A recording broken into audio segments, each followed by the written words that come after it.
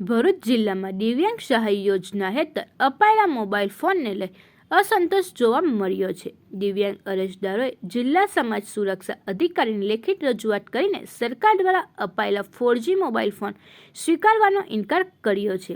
અરજદારોના મતે તેમને અપાયેલા લાવા કંપનીના 4G ફોન ટેકનિકલ નબળા છે. ખાસ કરીને ટેલ્કબેક જેવી સુવિધાઓનો ઉપયોગ કરતી વખતે ફોન ધીમો પડી જાય છે, જેના કારણે દિવ્યાંગ વ્યક્તિઓ માટે તેનો ઉપયોગ મુશ્કેલ બને છે. દિવ્યાંગોએ આક્ષેપ કર્યો છે કે સરકારે પ્રતિ સાધન રૂપિયા 20,000 સુધીનું બજેટ ફાળવ્યું હોવા છતાં આધુનિક 5G સ્માર્ટફોન આપવાના બદલે ઓછી ગુણવત્તાવાળા 4G ફોન આપવામાં આવ્યા છે. આનાથી બજેટ અને વાસ્તવિક ખર્ચ વચ્ચે ગેરરીતિ થઈ હોવાની શંકા વ્યક્ત કરવામાં આવી છે.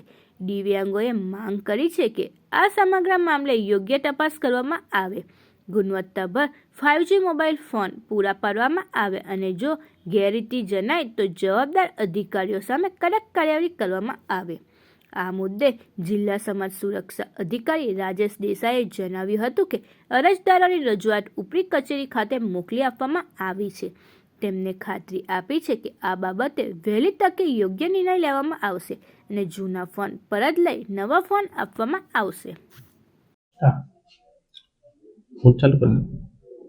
હું રાજેશ દેસાઈ, જિલ્લા સમાજ સુરક્ષા અધિકારી ભરૂચ. હાલમાં આ પ્રથમ વર્ષે તે દિવ્યાંગ સાધન સહાય યોજના હેઠળ દિવ્યાંગ લોકોને મોબાઈલ આપવાની, સ્માર્ટફોન આપવાની નવી એક યોજના શરૂ થઈ છે. એમાં આ વર્ષે આપણે ભરૂચ જિલ્લામાં 89 દિવ્યાંગ લોકોને મોબાઈલ ફોન આપવામાં આવેલ છે. પરંતુ હમણાં તાજેતરમાં જ દિવ્યાંગ લોકો દ્વારા એવી રજૂઆત થઈ છે કે જે એમને જે પ્રકારના સોફ્ટવેરને જોઈએ એ હાલના ફોનમાં અવેલેબલ નથી, એટલે કોઈ ક્ષતિ કે ખામી એમને જણાય છે. એ બાબતની રજૂઆત વડી કચેરી કક્ષાએ, ગાંધીનગર કક્ષાએ પણ થયેલી છે અને તે સંદર્ભે અમને વડી કચેરીથી પણ સૂચના મળેલ છે કે આપણે દિવ્યાંગ લોકોને મોબાઈલ એક્સચેન્જ કરી આપવામાં આવશે.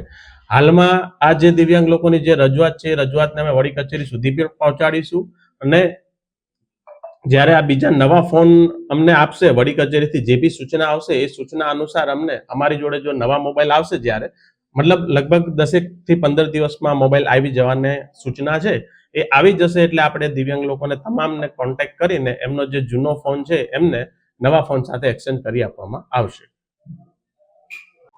મારું નામ ચૌહાણ સુનિલભાઈ મનહરભાઈ છે. હું ભરૂચ જિલ્લા અંકલેશ્વર તાલુકાના નવા ધંટોયા ગામથી આવું છું. હું પોતે દ્રષ્ટિહીન છું અને મારી સાથે અહીંયાથી 50 થી ઉપર બ્લાઇન્ડ મારા ભાઈઓ બહેનો છે અને આજે સમાજ સુરક્ષાની ઓફિસે અમે બધા ભેગા થયા છે કારણ કે સાધન સહાય યોજનાના ફોર્મ અમે ઓગસ્ટ 2025માં ભરેલા ઓનલાઈન અને સમાજ સુરક્ષામાંથી જ ભરવામાં આવેલા અને આ ફોન વિતરણ ફેબ્રુઆરીમાં 12 ફેબ્રુઆરીના રોજ થયેલ, જેમાં અમને નીચલી કક્ષાના 409 છે લાંબા કંપનીના ચાઇના મોબાઈલ આપ્યા છે. એ અમારા માટે કોઈ ઉપયોગી નથી, અમને કોઈ કામ લાગે એવા નથી. એટલે આ ફોન અમે આજ રોજ સમાજ સુરક્ષા ઓફિસે પરત કરવા આવ્યા છે અને આના અન્ય જિલ્લામાં જેવા કે જુનાગઢ, મહેસાણા, રાજકોટ એવા જિલ્લામાં